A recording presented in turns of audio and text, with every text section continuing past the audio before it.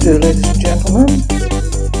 For those of you who have not been following what is going on in the outside world, let me say that towards the end of this month, there's going to be an official announcement about a new trading currency to be used by roughly 2/3 of the population of the world. That is going to be a game changer. Since the end of the Second World War, the reserve currency has been the US dollar. In other words, if you were French and wanted to buy goods from Argentina, you needed a reserve fund containing US dollars, and you'd use them to buy those goods. Similarly, if a German wanted to buy a Japanese car, such a vehicle would have to be imported from Japan, and the settlement currency would once again be US dollars. This system has done three things. First, it has facilitated international trade by making it possible to use just one currency for any trading between any of the world's 200-plus countries. Secondly, it has created a demand for US dollars. And thirdly, it has given the US government an easy form of leverage by the way they have taken advantage of movements in the value of the dollar to exert a form of control over the economies of developing nations. Well, this hegemony is coming to an end. At the turn of the century, roughly 3/4 of all world trade was conducted using dollars.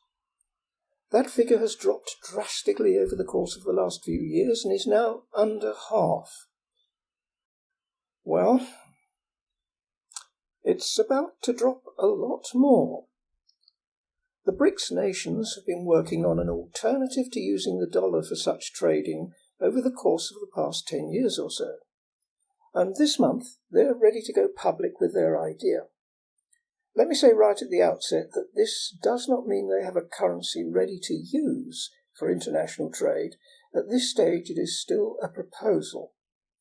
But it could be rolled out over the course of the next couple of years.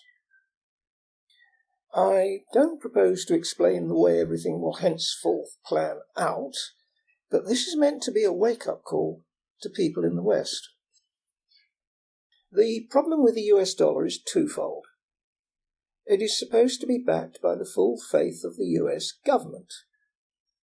On the one hand, the US government's broke, and it's also headed by someone who is seriously mentally disturbed, and who appears to be a common crook.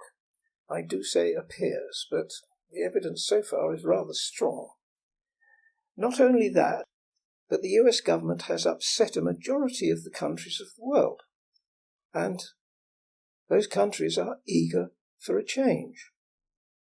At the moment, there are 41 major currencies that want to use the new trading currency, and those countries consist of a majority of the economic value, the majority of the people of the globe, and more countries are likely to join over the course of the rest of this decade.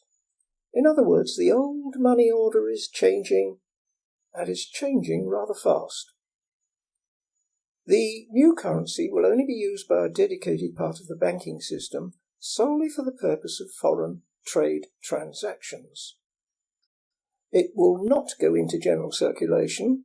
It will be valued against gold, but will not be exchangeable for gold. It will be exchangeable against local currencies according to local currency's value set against gold. So, how is this going to affect financial matters going forward? As of January the 1st, 2024, probably not much. But if we look further out than a couple of years, the effects are going to be considerable. They will undoubtedly affect valuations of just about everything in the West. Let's start with the US dollar. It's going to reduce the need for dollars for international trade.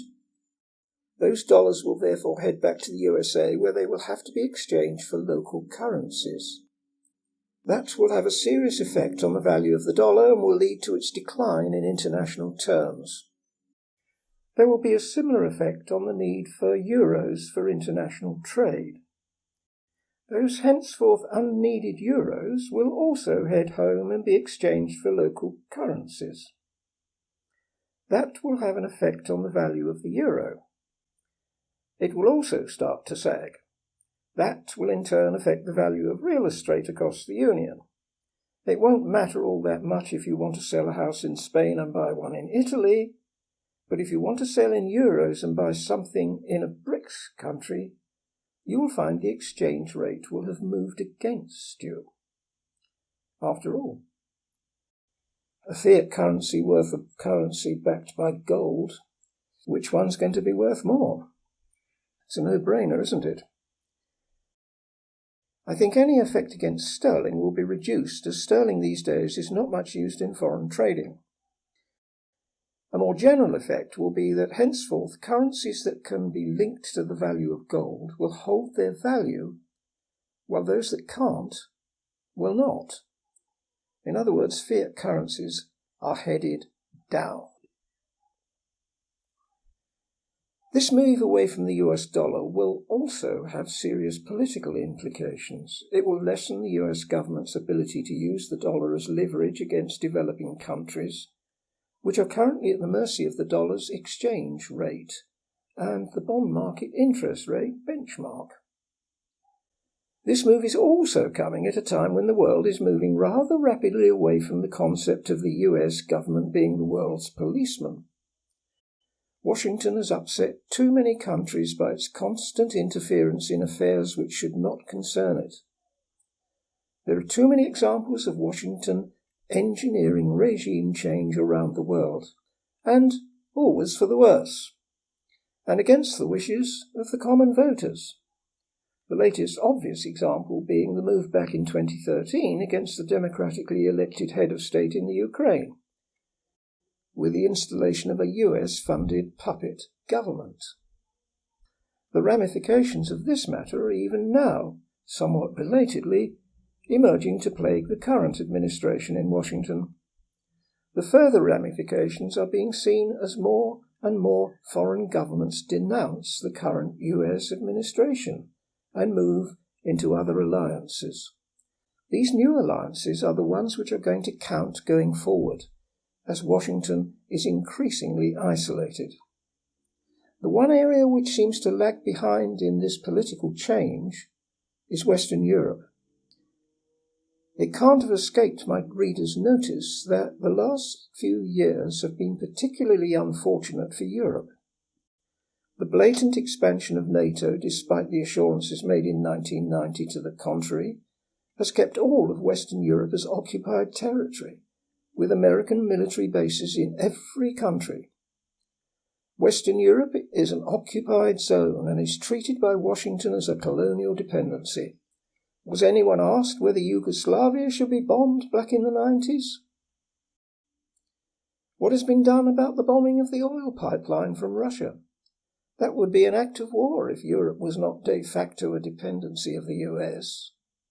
And who is paying for that act of wanton destruction? The European taxpayers? And who is benefiting? The US exporters of oil and gas.